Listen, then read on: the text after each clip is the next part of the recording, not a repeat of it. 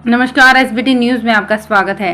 पेश है 20 सितंबर मंगलवार दोपहर 1:15 बजे राजस्थान की 12 बड़ी खबरें। सबसे पहले एक नजर डालते हैं आज की हेडलाइंस पर। राष्ट्रीय महापौर सम्मेलन में बोले पीएम, लोगों को है भाजपा पर भरोसा। गहलोत, थरूर लड़ सकते हैं कांग्रेस अध्यक्ष का चुनाव। नोएडा में दीवार गिरने से 4 मजदूरों की मौत। नागौर में गैंगस्टर की हत्या का जिम्मा पंजाब की गैंग ने लिया। और आरएएस परीक्षा की सिर्फ 2 अभ्यर्थियों की उत्तर पुस्तिका दोबारा जांच करवाई गई। और अब खबरें विस्तार से। प्रधानमंत्री नरेंद्र मोदी मंगलवार को गुजरात की राजधानी गांधीनगर में होने वाले 2 दिवसीय राष्ट्रीय महापौर सम्मेलन में हिस्सा ले रहे हैं।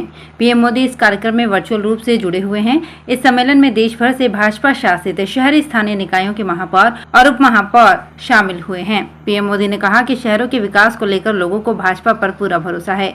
उन्होंने कहा कि साथियों, सबका साथ, सबका विकास, सबका विश्वास और सबका प्रयास, ये जो वैचारिक परिपाटी भाजपा ने अपनाई है, यही हमारा मॉडल दूसरों से अलग करता है।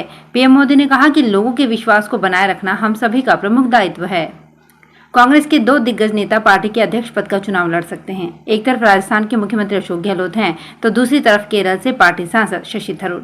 सूत्रों के मुताबिक गहलोत 26 से 28 सितंबर के बीच कभी भी नामांकन दाखिल कर सकते हैं। वहीं थरूर ने भी सोमवार को सोनिया गांधी से मिलकर मैदान में उतरने की तैयारी कर ली है। अगर गहलोत और थरूर चुनाव लड़ सकते हैं तो 20 साल बाद ऐसा पहली बार होगा जब गांधी परिवार से अलग कोई कैंडिडेट चुनावी मैदान में होगा। इससे पहले नरसिम्हा राव के प्रधानमंत्री रहने के दौरान सीताराम केसरी पार्टी अध्यक्ष का चुनाव जीते थे।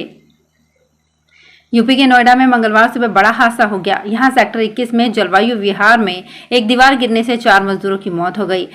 कई मलबे में दब गए। इन्हें बचाने के लिए रेस्क्यू अभियान शुरू किया गया है। 4 जेसीबी मलबा हटाने में जुटी है। बताया जा रहा है कि यहां नाली बनाने का काम चल रहा था। नागौर जिला मुख्यालय पर सोमवार को दिन दहाड़े एक गैंगस्टर संदीप को गोलियों से भूनने की घटना से पुलिस और कानून व्यवस्था पर फिर से सवाल खड़े हो गए हैं। दिन दहाड़े हुई इस वारदात से लोगों में दहशत का माहौल है। पंजाब के बम्बिहा ग्रुप ने सोशल मीडिया पर पोस्ट कर इसकी जिम्मेदारी ली है। बताया जा रहा है कि ये गैंग आर्मेनिया से ऑपरेट होती है। बम्बिहा ग्रुप ने एफबी पर पोस्ट भी किया है कि हमने मर्डर करवाया है। इधर नागौर पुलिस को दीप्ति गैंग पर शक है। राजस्थान लोक सेवा आयोग की ओर से जारी आरएएस मुख्य परीक्षा 2021 के परिणाम पर संदेह जता रहे अभ्यर्थियों ने दावा किया है कि आयोग ने 2013, 2016 और 2018 की परीक्षाओं में भी तकनीकी त्रुटि के चलते कुछ अभ्यर्थियों के परिणाम की पुनः जांच की थी। इसे आधार मानकर ही ये अभ्यर्थी इस बार की परीक्षा के भी केवल 2 ही अभ्यर्थियों की उत्तर पुस्तिका की पुनः जांच कराने की मांग कर रहे हैं। इस मांग को लेकर अभ्यर्थियों ने आयोग अध्यक्ष के नाम सोमवार को ज्ञापन सौंपा। टोंक में भ्रष्टाचार निरोधक ब्यूरो की टीम ने सोमवार देर शाम 2 मकानों की रजिस्ट्री करने के बदले उप पंजीयन कार्यालय के रीडर को 11,500 रुपए की रिश्वत लेते रंगे हाथों गिरफ्तार किया। एसीबी के एसपी राजेश आर्य ने बताया कि सुबह परिवादी ने शिकायत दर्ज कराई कि उसने निवाई उप पंजीयक कार्यालय में रीडर कमलेश मीणा मकानों की रजिस्ट्री के बदले 15,000 रुपए की रिश्वत की मांग कर रहा है। आखिर दोनों के बीच 11,500 में सौदा तय हुआ। सोमवार देर शाम को उसने जैसे ही मीणा को रिश्वत राशि दी, इशारा पाकर एसीबी ने रीडर को दबोच लिया।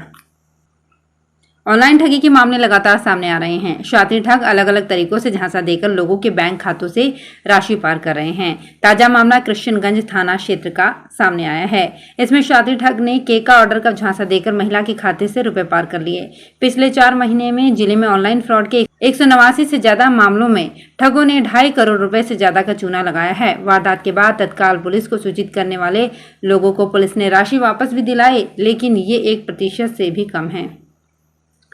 डाक विभाग में अब डिजिटल भुगतान की सुविधा मिलेगी। डिजिटल क्रांति के आधुनिक दौर में भारतीय डाक विभाग ने डिजिटल भुगतान की सुविधा को बढ़ावा देने के लिए स्पीड पोस्ट, रजिस्टर्ड पोस्ट एवं पार्सल आदि की बुकिंग पर डिजिटल पेमेंट का विकल्प ग्राहकों को दिया है। इसके लिए यूपीआई QR कोड के माध्यम से ग्राहक अब भुगतान कर सकेंगे। इससे पहले डाकघर पर केवल नकद भुगतान ही होता था। कृषि उपज मंडी दौसा में नए बाजरे की आवक तेज हो गई है। इन दिनों रोजाना 7,000 कट्टे बाजरा की आवक हो रही है। सोमवार को 18,000 कट्टे बाजरे की आवक हुई। पिछले 3 साल में सितंबर में इस बार बाजरे की आवक ज्यादा हुई है। मंडी में बाजरा के भाव भी पिछले साल से ज्यादा हैं। महज 19 दिन में ही 35,000 क्विंटल की खरीद हो चुकी है और भाव भी 1,600 से ज्यादा 1,800 रुपए क्विंटल तक मिले हैं, जो पिछले 2 साल की तुलना में 1.5 गुना ज्यादा है।